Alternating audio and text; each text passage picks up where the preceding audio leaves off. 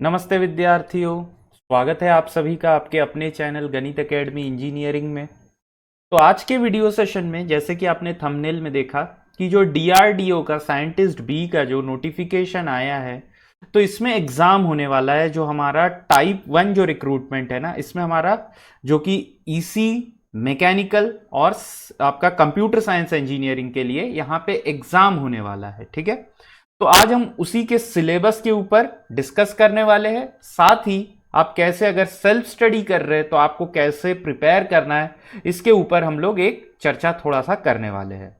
तो video session को start करने से पहले मैं आप लोगों से बोलूंगा कि अगर आप लोगों ने अभी तक अप्लाई नहीं किया है तो पहले ही अप्लाई कर लीजिए। ये ऑनलाइन हो चुका है, तो आप 29 जुलाई टिल 5 PM यहाँ पे अप्लाई कर सकते हैं for the post of scientist B.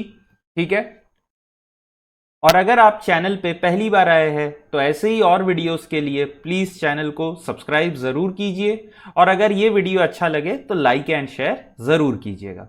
तो चलिए फिर वीडियो सेशन को स्टार्ट करते हैं। तो यहां पे देखिए एडवर्टीजमेंट 140 साइंटिस्ट बी डीआरडीओ में आया हुआ है। तो अगर आप लोगों ने मेरा वो वाला नोटिफिकेशन नहीं देखा है तो यहाँ पे ऊपर आ जाएगा, आप लोग वो लिंक पहले देखिए। अब यहाँ पे जो है आपका एग्जाम होने वाला है for mechanical EC and your computer science engineering. तो वन बाय वन यहां पे हम लोग सबसे पहले सिलेबस डिस्कस कर लेते हैं। तो अगर आपने नोटिफिकेशन को देखा होगा, वहां पे बेसिकली बोला गया है कि आपका जो मेंस एग्जाम इंजीनियरिंग सर्विसेज का, इंडियन इंजीनियरिंग सर्विसेज का जो मेंस एग्जामिनेशन होता है उसी का पैटर्न फॉलो किया जाएगा। तो यहां पे अगर आप सिलेबस देखेंगे सबसे पहले, तो ये हमारा मैकेनिकल का सिलेबस है। तो यहां पे आपका 300 मार्क्स के दो पेपर होंगे which will be of subjective type. ठीक है, 3 आवर्स का एक ही दिन में होगा, तो ये सब्जेक्टिव पेपर होगा यहां पे। तो यहां पे पेपर 1 का सिलेबस आप देख सकते हो, fluid mechanics, thermodynamics and heat transfer, IC engine, refrigeration and air conditioning, turbo machinery, power plant engineering, renewable sources of energy, ये सब आपके पेपर 1 में है। अगर पेपर 2 का मैं बात करूं तो यहां पे engineering mechanics, engineering materials, mechanism and machines, design of machine elements, manufacturing industrial and maintenance engineering और मैकेट्रॉनिक्स एंड रोबोटिक्स। ठीक है, तो यहां पे आपका पूरा सब्जेक्टिव पेपर रहेगा। तो मैं वीडियो सेशन में आगे अभी बात करने वाला हूं कि आपको कौन सा मटेरियल फॉलो करना है, कैसे आपको पढ़ना है, तो इस सब पे मेरा डिस्कशन अभी थोड़ी देर में रहेगा। अगर आप लोग ईसी या सीएसई से नहीं है तो डायरेक्टली आप लोग वो वाले सेक्शन में जंप कर सकते हैं जहां पे मैं प्रिपरेशन बताऊंगा। तो देखिए नेक्स्ट जो सिलेबस मैं आपको बताना हूं ये ईसी का सिलेबस है। तो यहां पे देखिए पेपर 1 में आपका बेसिक इलेक्ट्रॉनिक्स इंजीनियरिंग है, फिर basic electrical engineering, material science, electronic measurement and instrumentation, network theory, analogue and digital circuit.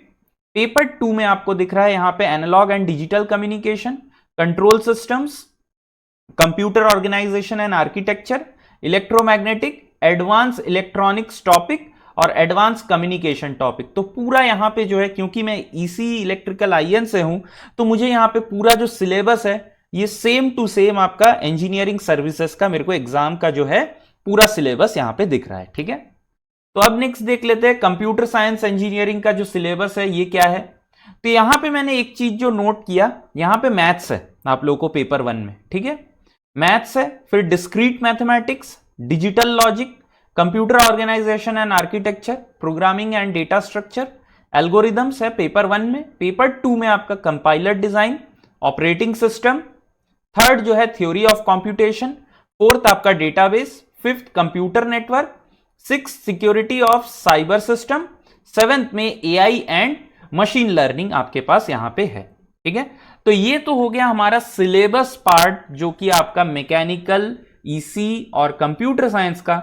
अब इन्हें प्रिपेयर कैसे करना है, तो देखिए यहां पे मोस्ट ऑफ द जो स्टूडेंट्स रहेंगे, तो दो क्राइटेरिया थे। अगर आपने वीडियो देखा होगा मेरा प्रीवियस वाला रिक्रूटमेंट का, तो वहां पे दो क्राइटेरिया थे, या तो आप गेट क्वालिफाई करके आप एग्जाम के लिए शॉर्टलिस्ट किए जाएंगे, या अगर आप आईआईटी एनआईटी से है और अगर आपका 80% मार्क है बीटेक में तो आपको शॉर्टलिस्ट किया जाएगा। तो मोस्ट ऑफ द कैंडिडेट्स यहां पे जो रहेंगे वो आपके बेसिकली जो है जो गेट कैंडिडेट्स होंगे, गेट क्वालिफाइड कैंडिडेट्स वही होंगे। तो आप लोग एक प्रिपरेशन मोड में ऑलरेडी है। ठीक है, तो मैं यहां पे अब बात करता हूं कि कैसे आपको प्रिपेयर करना है इस एग्जाम के लिए। तो ऑलरेडी मैं जैसे कि कह रहा था, आप लोग एक प्रिपरेशन मोड में हैं अभी, क्योंकि आपका आईआईटी, आईआईएससी ये सब के लिए इंटरव्यूज वगैरह आप लोग तो दे ही रहे होंगे, तो ऑलरेडी आप लोगों का जो एक प्रिपरेशन मोड कंटिन्यू है। अब मोस्ट ऑफ द जो कैंडिडेट्स होंगे ये आइदर पीएसयू या कहीं पे आप एमटेक करने के लिए ज्वाइन कर लेंगे। तो देखिए, आपके दिमाग में एक गोल होना चाहिए कि आप ये एग्जाम को सीरियसली देने वाले हो कि नहीं देने वाले हो। अगर आप सीरियसली नहीं दे सकते हो, अगर आपका गोल कुछ दूसरा है कि नहीं मेरे को पीएसयू में ही वर्क करना है, ठीक है, या अगर मेरे को एमटेक कंप्लीट करना है, तो मैं बोलूंगा आप लोग प्लीज जो है एग्जाम में मत अपीयर कीजिए। फालतू ही, मतलब आप प्रिपेयर भी नहीं कर पाएंगे, फालतू ही आपका पैसे भी बर्बाद हो जाएंगे, ठीक है। लेकिन अगर आपको सीरियसली प्रिपेयर करना है इस एग्जाम के लिए, अगर आप कहीं पीएसयू में वर्क कर रहे हैं अभी, या अगर आप ज्वाइन करने वाले हैं किसी पीएसयू या एमटेक को, तो मैं बोलूंगा यहां पे आपको डेडिकेटेडली एवरी डे आपका जो भी शेड्यूल होगा, चाहे आप वर्क कर रहे हो, चाहे आप एमटेक के कोर्स वर्क फर्स्ट ईयर में एडमिट हो, तो यहां पे आपको जो है एवरी डे 4 घंटे आपको पढ़ाई के लिए तो टाइम निकालना ही है, ठीक है। तो मैं बोलूंगा 4 आवर्स ऑफ सेल्फ स्टडी तो नेसेसिटी है यहां पे, ठीक है। सेल्फ स्टडी यहां पे आपको नेसेसिटी है इस एग्जाम को क्रैक करने के लिए। अब यहां पे आपको मटेरियल क्या फॉलो करना है, क्योंकि सब्जेक्टिव एग्जाम है और हमने बहुत सालों से, मतलब जिन्होंने ईएससी का पेपर मेंस लिखा है उनके लिए तो ठीक है, लेकिन जो कैंडिडेट्स गेट के लिए प्रिपेयर कर रहे हैं, हमको यहां पे सिर्फ ऑप्शन बेस्ड क्वेश्चन या न्यूमेरिकल आंसर टाइप क्वेश्चन, मतलब सिर्फ आंसर, जो आपका आंसर रिलेटेड एग्जाम है, मतलब आपका एंड रिजल्ट से मतलब है आपने स्टेप कैसे किया, इससे किसी को कोई फर्क नहीं पड़ता है। तो इन टाइप के स्टूडेंट्स जिन्होंने कि इतने दिन सिर्फ आपका रिजल्ट ओरिएंटेड एग्जाम लिखा है, उनके लिए थोड़ा सा डिफिकल्ट होने वाला है। कैसे, मैं आपको बताता हूं। तो अब हमें क्या है, एक एग्जाम जब हम गेट के लिए पढ़े तो वहां पे हमको टाइम सेव करने के लिए हमेशा बोला जाता था, तो हम कुछ कुछ स्टेप्स जो है अपने माइंड में करते थे। अब आप ये काम कर नहीं सकते हैं। तो अब आपको क्या करना है, अब आपको स्टेप बाय स्टेप आंसर लिखना आना चाहिए, स्टेप बाय स्टेप। क्योंकि अगर ईएससी का पैटर्न अगर फॉलो होगा तो यहां पे स्टेप मार्किंग होने वाला है, ठीक है, स्टेप मार्किंग। तो अब ये स्टेप मार्किंग आपको कैसे यहां पे हेल्प कर सकता है, तो कोई क्वेश्चन में सपोज कीजिए आपके एंड में आंसर गलत आया, बट आपने स्टेप्स जो है एक लिमिट तक या एक स्टेप तक, सपोज कीजिए कि एक क्वेश्चन में टोटल 10 स्टेप है, ठीक है, आपने 5th स्टेप तक पूरा करेक्ट किया है, यहां पे 6th स्टेप में जो है आपका कुछ एक छोटा सा मिस्टेक हो गया, तो आपको ये 5th स्टेप तक का आंसर का जो है आपको कुछ मार्क मिलने वाला है, ठीक है। तो ये चीज अब आपको step marking, step by step answer लिखना अब आना चाहिए। तो और एक चीज मैं आपको बोलूंगा कि अब आपको जो है आंसर राइटिंग का प्रैक्टिस करना है, आंसर राइटिंग का प्रैक्टिस, ठीक है। तो ये अब कैसे होगा, देखिए, अब जो गेट के क्वेश्चन आप सॉल्व करते थे उन्हीं को अब आप स्टेप बाय स्टेप कोशिश कीजिए कि आपको किसी को समझाना है, ठीक है। अभी के लिए मैं बोल रहा हूं आपको किसी को एक क्वेश्चन समझाना है। सपोज कीजिए आप पीवाईक्यू, आप कोई भी एक गेट कोचिंग के लिए आप सॉल्यूशन प्रोवाइड कर रहे हैं, ठीक है, आप ये समझ लीजिए आप सॉल्यूशन प्रोवाइड कर रहे हो, तो आपको वो क्वेश्चन को ऐसे समझाना है कि एक स्टूडेंट अगर पहली बार उसको पढ़ रहा है तो उसको समझ में आना चाहिए, ठीक है। अब ये नहीं कि आप वहां पे पूरा लैंग्वेज लिख रहे हो, नहीं, आपको अपने स्टेप्स को समझाना है, ठीक है, स्टेप्स को समझाना है। तो मैं जो है इसी के लिए आपका आंसर राइटिंग एक दो मैं एग्जांपल कोशिश करूंगा कि कैसे किया जाता है, इस पर मैं थोड़ा सा आप लोगों को वर्क करूंगा।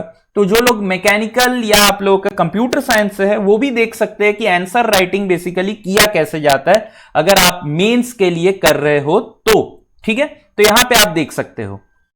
तो आंसर राइटिंग का प्रैक्टिस मैंने आपको क्या बोला, इसको प्रैक्टिस करने के लिए सबसे बेस्ट वे क्या है कि आप ये अज्यूम कर लीजिए कि आप किसी कोचिंग के लिए पीवाईक्यू डिजाइन कर रहे हो, लिख रहे हो, तो आप वहां पे कैसे एक्सप्लेन करोगे, आप इसको सोच लो। अब नेक्स्ट कंटेंट कहां से आएगा, तो कंटेंट के लिए मैं आपको बोलूंगा सबसे बेस्ट जो है, आप क्या कीजिए, आप अगर ईसी, मैकेनिकल, सीएसई का तो आपका पेपर होता नहीं है, ईएसई का, ठीक है, कंप्यूटर साइंस का नहीं होता है, तो आप जो है आप लोग सिर्फ गेट का पेपर देखेंगे, ठीक है, गेट का पेपर। और जैसे कि मैंने आपको बोला, आप खुद पीवाईक्यू डिजाइन कर रहे हो, आप उस हिसाब से आप लोग क्या करेंगे, एक न्यू नोटबुक बनाएंगे, उसमें जितने भी प्रीवियस ईयर क्वेश्चंस आप देख रहे हैं उसको खुद से सॉल्व करेंगे सबसे पहले, ठीक है। खुद से जब सॉल्व करेंगे तो आपको समझ में आने लगेगा कि आप कहां पे वीक हो, तो सबसे पहले तो ये चीज आपको करना है।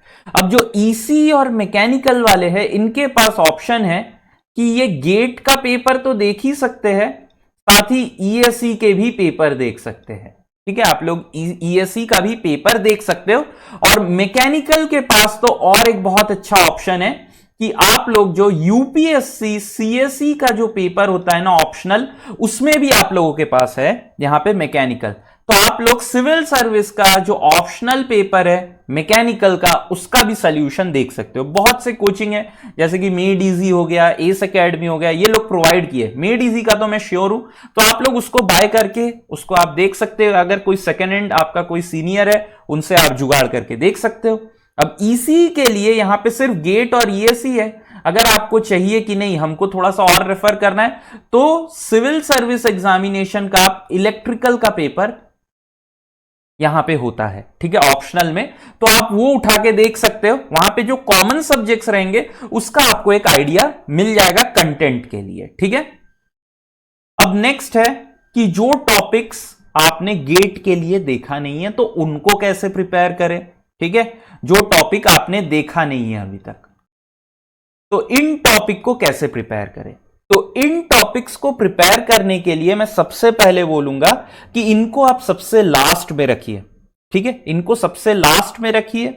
क्यों मैं ऐसा बोल रहा हूं, क्योंकि अगर एक बार आपको कॉन्फिडेंस आ जाता है कि नहीं हमको आंसर राइटिंग करना आ गया, तो ये जो टॉपिक्स है बेसिकली ये ऐसा नहीं है कि आपने इसको पढ़ा नहीं है, आपने इसको ड्यूरिंग योर इंजीनियरिंग लेवल में आपने तो इसको देखा ही होगा, ठीक है।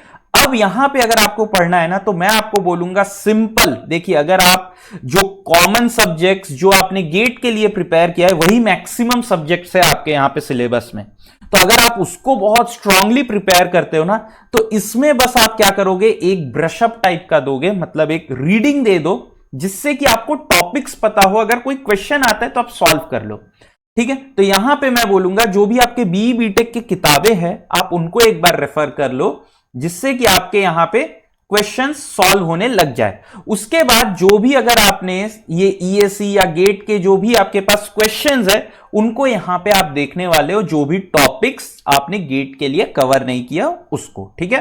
और उसका बहुत अच्छे से आप लोग नोट्स बनाओगे, पॉइंट वाइज नोट्स आपको बनाते चले जाना है। तो ये चीज मेरा रहेगा क्या कि आप लोगों को जो टॉपिक आप देखे नहीं हो उसको कैसे कवर करोगे। अब यहां पे मैं ये चीज बोल दूं कि यहां पे आपको ज्यादा फोकस नहीं करना है, ठीक है, ज्यादा फोकस नहीं करना है, क्योंकि अगर आप कोई भी सिलेबस देखोगे ना, अगर आप देखोगे यहां पे, जैसे कि मैं यहां पे क्या करता हूं, इसी का सिलेबस में थोड़ा सा आप लोगों को बता देता हूं, ठीक है। तो इसी के सिलेबस में जैसे कि गेट के लिए मैं आप लोगों को यहां पे बताता हूं, तो ये जो है बेसिक इलेक्ट्रॉनिक्स इंजीनियरिंग, ये ईडीसी और एनालॉग इलेक्ट्रॉनिक्स का थोड़ा बहुत मिक्सचर है, यहां पे आप इसको कर सकते हो। बेसिक इलेक्ट्रिकल इंजीनियरिंग ये आपका जो है, हमने हमारा जो बीटेक था उसके फर्स्ट ईयर में, हमने फर्स्ट या सेकेंड ईयर में हमने इसको देखा हुआ है। मटेरियल साइंस इंजीनियरिंग ये भी वैसा है, ईडीसी का मिक्सचर है यहां पे, ठीक है। इलेक्ट्रॉनिक मेजरमेंट एंड इंस्ट्रूमेंटेशन ये आप बीटेक में देखे हो। Network theory same as GATE. Analogue and digital electronics same as GATE. Analogue and digital communication GATE की तरह ही है। कंट्रोल सिस्टम गेट, ठीक है। कंप्यूटर ऑर्गेनाइजेशन गेट का है। ईएमटी ये भी गेट का है।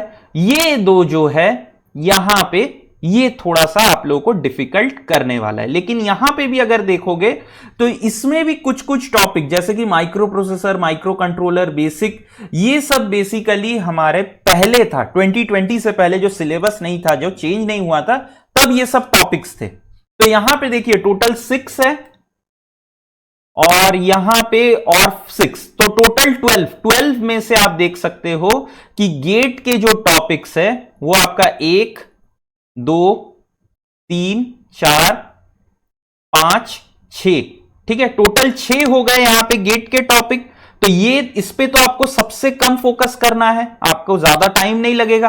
फिर आ जाते हैं, देखो यहां पे ये बेसिक इलेक्ट्रॉनिक, बेसिक इलेक्ट्रिकल और मटेरियल साइंस, तो 6 + 3 9, इसमें थोड़ा बहुत आपको एफर्ट देना पड़ेगा, ठीक है, थोड़ा बहुत एफर्ट्स आपको देने पड़ेंगे। अब बच कौन गए, ये यहां पे आपका जो है ये 2 टॉपिक बच गए। तो इसमें आपको थोड़ा सा वर्कआउट करना पड़ेगा, क्योंकि ये जो टॉपिक्स होंगे ये थोड़े बहुत यहां से क्वेश्चन आएंगे, लेकिन मैं बोलूंगा यहां पे आप बेसिक अगर पढ़ लेते हो ना, सिर्फ बेसिक टेक्स्ट बुक भी अगर पढ़ के जाते हो तो आपका जो है यहां पे क्वेश्चन सॉल्व होने वाले। सेम फॉर कंप्यूटर साइंस और मैकेनिकल भी यही सेम चीज होने वाला है। तो आप सबसे पहले फोकस कीजिए, जो गेट के टॉपिक्स है ना उसको आप जितने अच्छे से हो सके उसको प्रिपेयर करो। फिर वो टॉपिक्स को प्रिपेयर करो जो कि आपने बीटेक में बहुत अच्छे से पढ़ा हुआ है, उनको प्रिपेयर कर लो। लास्ट में जो टॉपिक आपको अच्छे से आता नहीं है उसको एक बार आप ब्रशअप कर लो, जिससे कि अगर कुछ क्वेश्चन आता है आपको स्टेप मार्किंग क्योंकि है तो आपको स्टेप्स के कुछ मार्क्स यहां पे मिल जाए, ठीक है।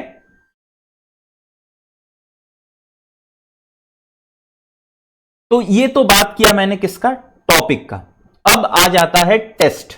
देखिए टेस्ट सीरीज बहुत इंपॉर्टेंट होता है, ठीक है। तो अभी तक तो मैंने देखा नहीं है कि कोई भी कोचिंग सेंटर टेस्ट सीरीज इसका लेके आया है। अगर टेस्ट सीरीज आता है स्पेशली फॉर डीआरडीओ साइंटिस्ट भी, तब तो बहुत अच्छा। और मैं एक्सपेक्ट करता हूं कि ये आने ही वाला है, कोई भी जो रेप्यूटेड कोचिंग इंस्टीट्यूट्स है इनके टेस्ट सीरीज आने ही वाले हैं आंसर राइटिंग का।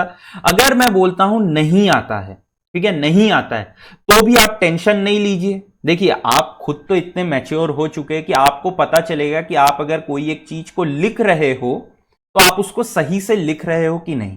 और सबसे बेस्ट वे इसका यह होगा कि अगर आपके साथ कोई जूनियर है, आपका फ्रेंड है, तो आप ना एक काम कीजिए, क्वेश्चंस लिखिए, उसका सॉल्यूशन एक वाइट शीट A4 शीट उठाइए और उसमें लिखिए और वो जूनियर को पढ़ने दीजिए और उससे पूछिए कि वो आंसर का फीडबैक कैसा है, कि उसे वो पढ़ के समझ में आया कि नहीं। बेसिकली उसमें आपने जो लिखा है, आपने जो कन्वे करना चाहा वो स्टूडेंट को समझ में आया कि नहीं आया।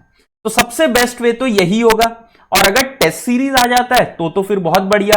यहां पे मैं बोलूंगा सभी से कि आप सिर्फ एक ही कोचिंग इंस्टीट्यूट का टेस्ट लेंगे, ऐसे नहीं कि मल्टीपल आप कोचिंग्स के टेस्ट सीरीज ले रहे हैं।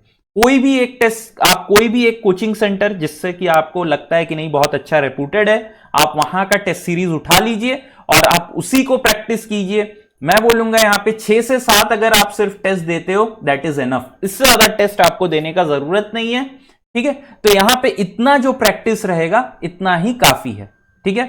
तो मेरे को जितना लगा आज के सेशन में हम लोग इतना ही टॉपिक्स जो है मैंने कवर किया है। तो आगे अगर मेरे को और भी कुछ आइडियाज मिलता है तो मैं ये वाले प्लेलिस्ट में जो है अपडेट करते रहूंगा। यहां पे स्पेशली जो ईसी डोमेन वाले हैं मैं उनके लिए और भी टॉपिक्स यहां पे ऐड करते रहूंगा, एक्स्ट्रा कैसे पढ़ना है आंसर राइटिंग। तो अगर आप मैकेनिकल या सीएसई वाले हैं तो आंसर राइटिंग के लिए आप यहां पे देख सकते हो कि मैं आंसर राइटिंग कैसे दिखाऊंगा, यहां पे आंसर कैसे लिखना है, इस पे मैं एक प्रॉपर अप्रोच आप लोगों को बताऊंगा एक क्वेश्चन लेके, तो आप लोग उसको फॉलो कर सकते हो। और जो लोग ईसी से हो उनके लिए तो मैं यहां पे बहुत सारे कंटेंट अभी लाने वाला हूं ये वाले प्लेलिस्ट में, ठीक है। तो आशा करता हूं आज का सेशन आपको अच्छा लगा होगा। अगर अच्छा लगा है तो प्लीज लाइक एंड शेयर जरूर कीजिएगा सेशन को, और ये वीडियो को शेयर जरूर कीजिए अपने फ्रेंड्स के साथ। और अगर आप चैनल पे पहली बार आए हैं तो प्लीज सब्सक्राइब जरूर कीजिए चैनल को ऐसे ही और वीडियोस के लिए, ठीक है। तो चलिए फिर मिलते हैं अगले सेशन में। धन्यवाद।